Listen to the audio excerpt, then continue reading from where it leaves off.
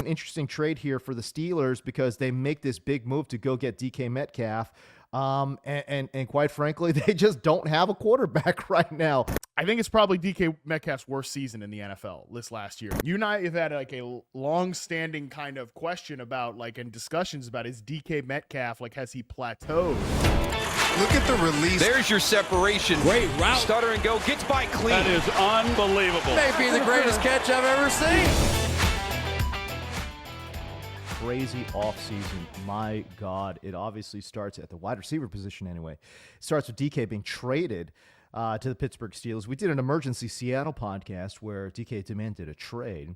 I postulated that he might go for a third. He ends up going for a second-round pick, then turns around and signs a 5-year, $150 million contract that takes him into his age 33 season. It's a longer deal than I thought he would get, and it's obviously a lot more in terms of average annual salary than I thought he would get. I thought he would get somewhere in that, $40 million. He ends up getting about $50 million per year.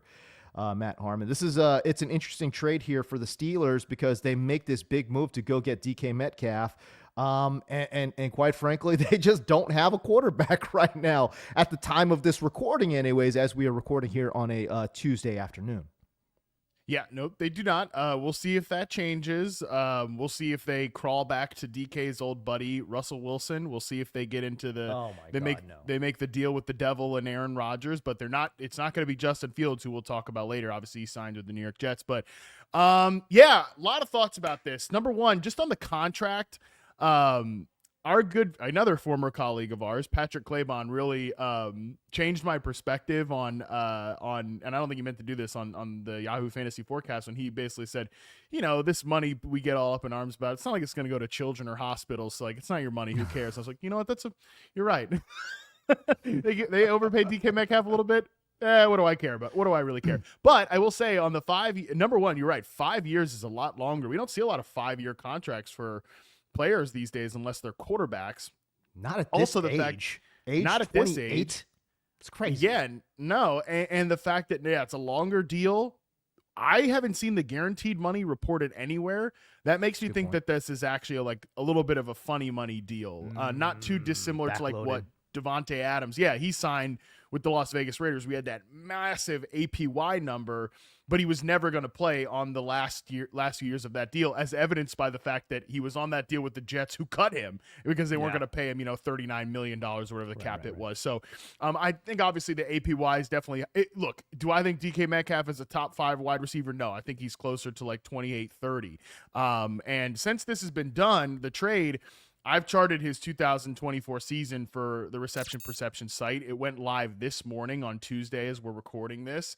Gotta say, I think it's probably DK Metcalf's worst season in the NFL this last year. You and I have had a long-standing kind of question about and discussions about, is DK Metcalf, has he plateaued as an NFL player? And I've probably come down more on the side of yes. And although I did hesitate at the beginning of this last season when, as we've noted, he was only behind in the first 4 weeks of the season, only behind Nico Collins, Jamar Chase, and Justin Jefferson in receiving yards, which is elite company. And then obviously in the rest of the way, he was in the George Pickens, Quentin Johnson territory, which is is that not the perfect encapsulation of who DK Metcalf is? Sometimes he looks like an elite receiver and sometimes he looks like a volatile, frustrating X, which is what those two guys are. So I come away from the entire charting process with DK Metcalf. Again, we're talking career low 71.3% success rate versus zone coverage, which is a 10th percentile score. That was the area where I was most troubled with Metcalf. He's always been, as the typical non-elite X receivers are, they're really good against press man, but they're weaker against zone. Some of that is, their play style. Some of it is also where they run routes and things like that. It's a little harder to get separation against zone from the boundary than it is from the slot when you have a two-way go and a lot more spacing. But to go down to 71.3, that's an issue, especially when you're looking at routes where he's drifting into zone coverage. He's kind of running the routes not at the right depth. Again, the cuts are too round, things like that. Just some bad habits got into his game there. The other troubling mark is the 40% contested catch rate. DK's contested catch rate has actually ticked down throughout the course of his reception perception run here. He was over 80% his first 2 years, and he hasn't cracked 70% since. And this 40% again is the lowest of his career. So those are the concerning marks, in addition to the fact that his 69% success rate versus man is not bad, but it's much lower than it was in some of his best years. It's still a lot of strengths in his game that we can definitely talk about, and actually some areas that I think he fits well in Arthur Smith's offense. But those notes there are probably the most troubling ones. Again, bad habits and things like that, which is why I think he has plateaued as a player and hasn't kind of taken the next step overall, and areas that would give you a little bit of like, pause when watching him and thinking like, okay, what the Steelers got here is a proven, top 10 number one receiver. I don't think they got a very good player. I think DK Metcalf is a very good player.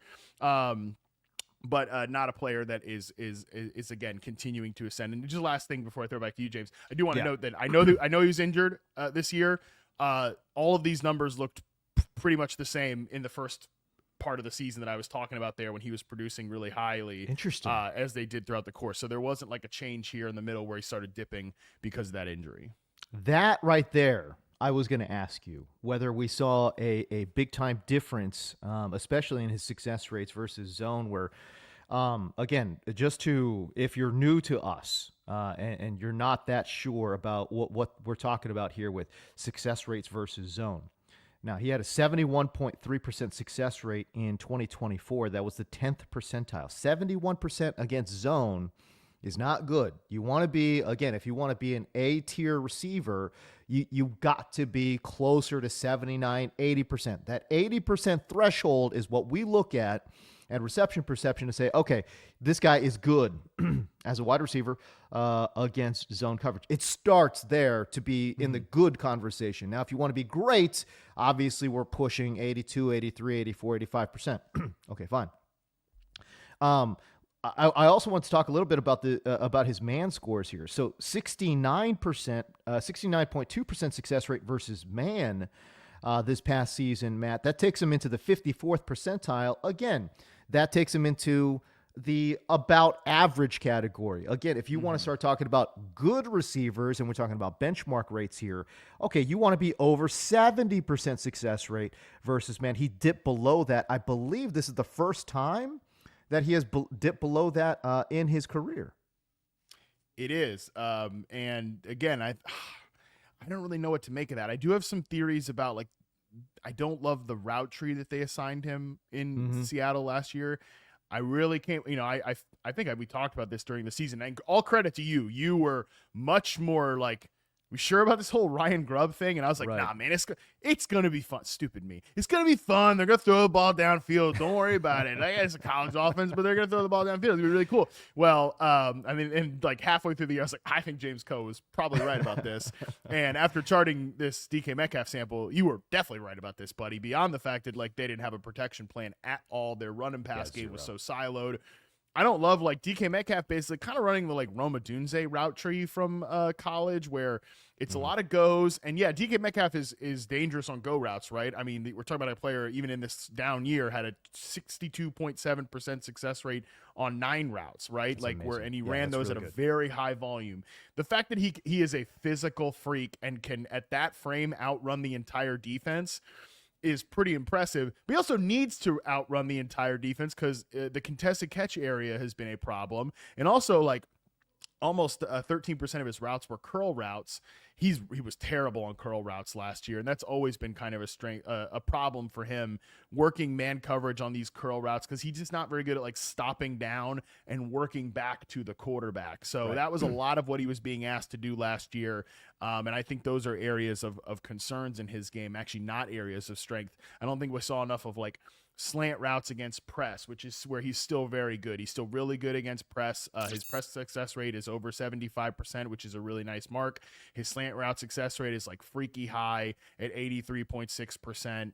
Again, in addition to, I don't think he played very well last year. I also think that he just was maybe not set up to succeed, and that's why some of that man coverage scores a little down. Can I give you just a couple names that are around 71.3% success rate versus zone in the historical database? 2020 Jalen Reagor, Oh, 2019 Devontae Parker, no. and 2 Alan Lazard seasons, which I wrote in the profile. I was like, how have I charted multiple Alan Lazard seasons? Good for you. How? No, not good for me. But anyways, so that's the territory that he came in from, like a success rate versus zone standpoint, which obviously is troubling. Okay, can I go to specifically to his curl route percentage here? I know we're doing a little bit of a deep dive on DK, but again, if you want to see this full profile, go to the website receptionperception.com. And by the way, we're referencing a lot of historical data. Historical data is available, but only to our highest tier members.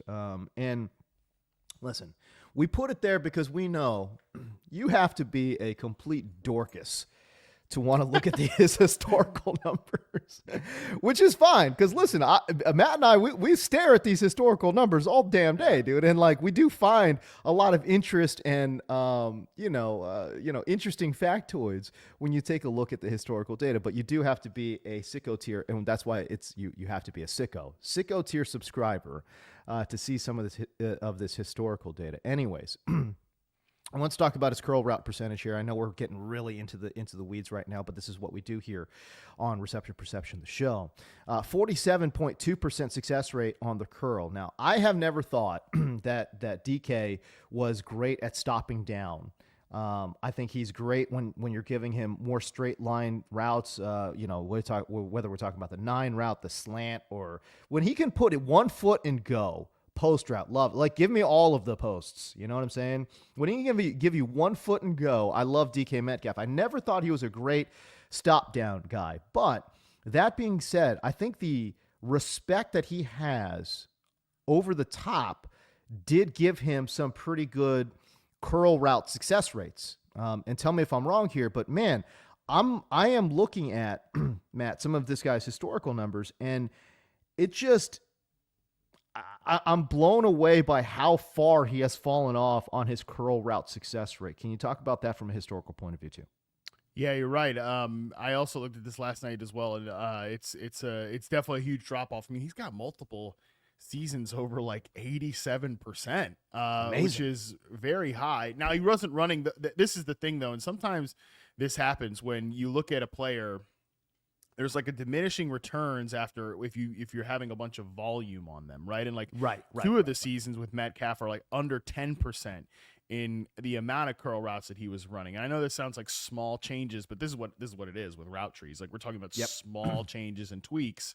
So again, I do think there was just some spacing issues overall in this offense that probably contributed to this. But yeah, I mean, I don't know, man. It's a weird drop for Metcalf here, because I just don't think he played very well last season, which again is unfortunate because I really like DK Metcalf, the player. Like, I was a big defender of his coming into the league. I was a big defender of his early on in his career, and kind of thought he was a very overthought prospect. But I was just disappointed with the product last year. I will say though, while we're on the route tree dork stuff, I do really like the way he fits, and potentially could be seeing a route tree adjustment in Arthur Smith's offense. Yes, this is chapter 20 of Matt Harmon defends Arthur Smith, which had mixed results so far, by the way. Yes, but very mixed. If we think about Arthur Smith's offense, we think about these like big in-breaking routes on off play action concepts. Totally. And that's really where I want to see DK get going at this point. I don't want to see him running a lot of, bunch of tight coverage targets or these like stop down routes that we're talking about where he has to work back to the quarterback. I want to see routes where you get him going, runway stuff, slants, digs, posts, these big in breakers. All of his success rates on those routes, even in this, down season, were at or above the NFL average. I mean, the curl route success rate, like I said, is really high. The dig route success rate, 78.4% is good. The just shy of 79% or 70% success rate on posts, all really good. And if you look at like X receivers in Arthur Smith's offense, they run a lot of those routes. AJ Brown, almost 45% of his routes were slants, digs, and posts on average in his 2019 and 2020 RP samples with Arthur Smith. Drake London, 49.5% of his routes were the slant dig or post in 2022, before, you know, the offense kind of went weird in 2023. So I really like DK getting a healthier bump on those routes in this offense. I think that's going to be a really good thing for him, and why I think he does.